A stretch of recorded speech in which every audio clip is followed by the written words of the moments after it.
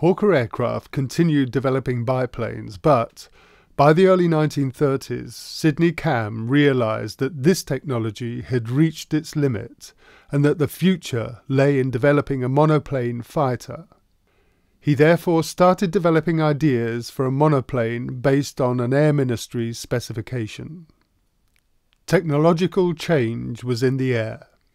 The monoplanes of the Supermarine Company of Southampton had won the Schneider Trophy 3 times, and in 1931 the S-6B achieved a world speed record of over 400 miles per hour, proving the supremacy of the monoplane for pure performance. These aircraft, designed by Reginald Mitchell, were the forerunners of the Spitfire.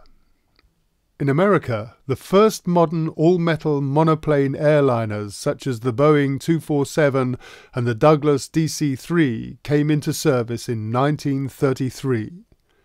They revolutionized public air transport in the 1930s.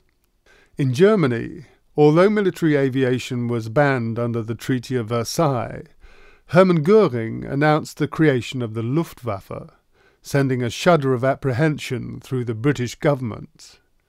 The Nazis were well advanced with a programme of rearming with Messerschmitt monoplane fighters, outclassing anything Britain was then producing. In Britain, the flying establishment, with the RAF described as the best flying club in the world, was wedded to the concept of the biplane. Many in the Air Ministry held the view, dating from the First World War, that the monoplane was unsuitable as a military aircraft. In 1934, Rolls-Royce was able to offer Sidney Cam a lighter and more powerful engine for his monoplane fighter. Known as the Merlin, it would become an icon of British engineering, famous for its distinctive sound. However, due to the configuration of the engine, Cam had to alter his design and ended up with a rather different aircraft. The high-speed interceptor monoplane was a combination of the new and the old. Radical new features were the retractable and wide-track undercarriage, an enclosed cockpit, and the positioning of armaments in the wings. In other respects, the monoplane showed a direct line of descent from the Hart and Fury biplanes. The airframe was the Cam Sigris tube structure, over which was stretched a fabric covering.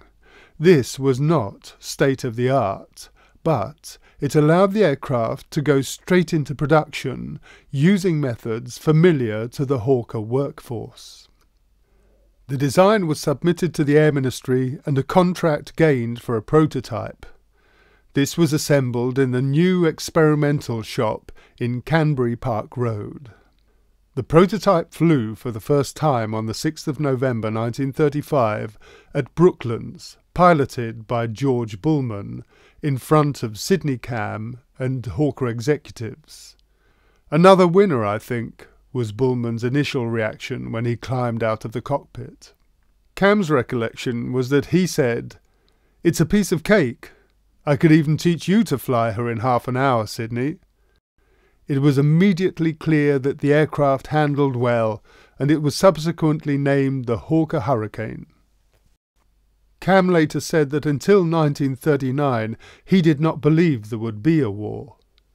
Tom Sopwith, on the other hand, was fully aware of the scale of German rearmament and had no illusions that war was coming.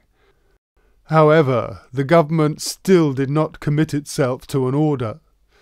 Sopwith could see the need for this new fighter and had absolute trust in Cam's design. So in March 1936, at a Hawker Aircraft board meeting at Canbury Park Road, Sopwith made a crucial decision: to put 1,000 aircraft into production at the company's own risk. The government order was received 3 months later, but the resulting production time gained allowed for the construction of some 300 more aircraft. This calculated but hazardous decision was arguably critical in enabling the understrength RAF to take on the Luftwaffe in the summer of 1940 and in the final outcome of the Battle of Britain. The first production Hurricanes were completed in September 1937 and were sent to Treble 1 Squadron at Northolt to replace their Gloucester Gladiator biplanes. They were well received by the pilots. Hurricane production also began at Kingston and Brooklands, but with mass production required, the First World War factory and road transportation to the airfield appeared increasingly eccentric. With other factories in the Hawker Siddeley Group fulfilling existing contracts, new plant was urgently required. So, Hawker Aircraft borrowed £30,000 to build a new factory and airfield at Langley, not far from today's Heathrow Airport. Langley was larger than Kingston and Brooklands combined and was geared up for the mass production of aircraft. Langley was a different world from Kingston. Managers had proper offices, not poky cupboard holes, and there was a concrete floor rather than wooden boards. The first Langley Hurricanes were delivered in 1939 and output reached over 7,000 before the end of the war. The delivery of the first Hurricanes coincided with a new emphasis on fighter production, as politicians began to realise, with the power of German military forces, that the forthcoming battle would not be over Europe, but the south of England. Sir Thomas Inskip voiced this new doctrine most clearly. "The role of our Air Force is not an early knockout blow," he said, "but to prevent the Germans knocking us out." In 1936, the RAF reorganised itself into a series of specialist commands. Coastal Command, to protect the shipping lanes, Bomber Command, to take the war to the enemy in Europe, and Fighter Command, to defend Britain. Leading Fighter Command was Sir Hugh Dowding, Stuffy, as he was nicknamed, because of his reserved manner. He had a clear idea of how the threat from the Luftwaffe needed to be met with an integrated air defence system and better fighter aircraft. As war loomed, a rivalry ensued between Hawker and the Supermarine Company, whose designer R.J. Mitchell was developing the Spitfire. The Spitfire had its maiden flight in March 1936 and was a faster and more advanced fighter than the Hurricane. However, the production of the Spitfire was beset with problems and with technical difficulties relating to its elliptical wings. Spitfire output lagged well behind that of the Hurricane, which was quicker and easier to build. The greater share of the responsibility for fighter rearmament, therefore, now fell on Hawker Aircraft. In early 1938, a Hurricane captured national attention by completing a journey of 327 miles from Edinburgh to Northolt in just 48 minutes. It had strong tailwinds, but this still meant that the Hurricane had averaged a speed of 408 miles per hour and had suddenly become the world's fastest fighter. The press heaped praise on the aircraft, with the Daily Mirror commenting that the plane flew more than half the speed of sound itself. In a nation unnerved by the power of German arms, the Hurricane began to inspire some confidence. The Munich crisis of September 1938 and the prospect of imminent war with Germany panicked the British government. The lack of fighter aircraft revealed Britain's true vulnerability to attack from the air. The enthusiasm which greeted Chamberlain's Peace in Our Time accord with Hitler concealed a national humiliation and collusion in the breakup of Czechoslovakia, but it did buy more time to build up the strength of fighter command. So more pressure was applied by the government on Hawker Aircraft to step up output. This fell upon the shoulders of Frank Spriggs, whose job was to coordinate and maximise hurricane production. Gloucester aircraft were instructed to switch from the production of Wellington bombers to Hurricanes, and this was in full swing by 1939. Yet, Hawker Aircraft was a commercial company, one which the government had bankrupted not 20 years previously, and they still sold Hurricanes to overseas buyers. Some of these orders from foreign governments were to generate more aircraft available for use in Britain.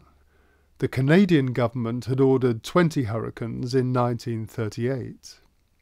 As a result, the Air Ministry struck a deal for Hurricanes to be built for the RAF by the Canadian Car and Foundry Company in Ontario.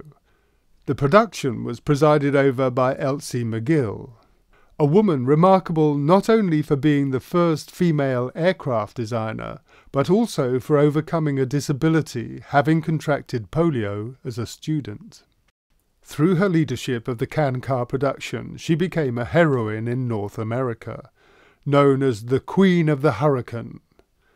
1/10 of all Hurricanes eventually produced were built under her management and provided a source of aircraft should British factories be destroyed by German bombers. In September 1939, Hitler invaded Poland, forcing Neville Chamberlain to declare war. Chamberlain soon resigned, bringing Winston Churchill back into power at the head of a wartime coalition government.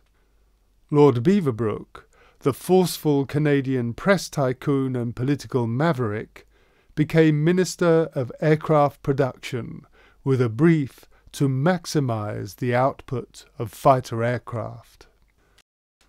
Soon, German armies swept westwards through Europe and the Battle of France ensued.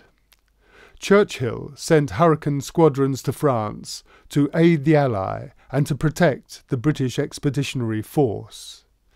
In their first real test, they proved themselves the match of Messerschmitt 109s. But there was nothing they could do to stop the German advance. They were outnumbered and hampered by appalling airstrips. Hurricane pilots were inexperienced, and there was no radar or proper ground organisation. There was also no coordination with the French Air Force, which was effectively non-existent. The Battle of France became a nightmare of constant danger for the Hurricane squadrons, and large numbers of early production aircraft were lost.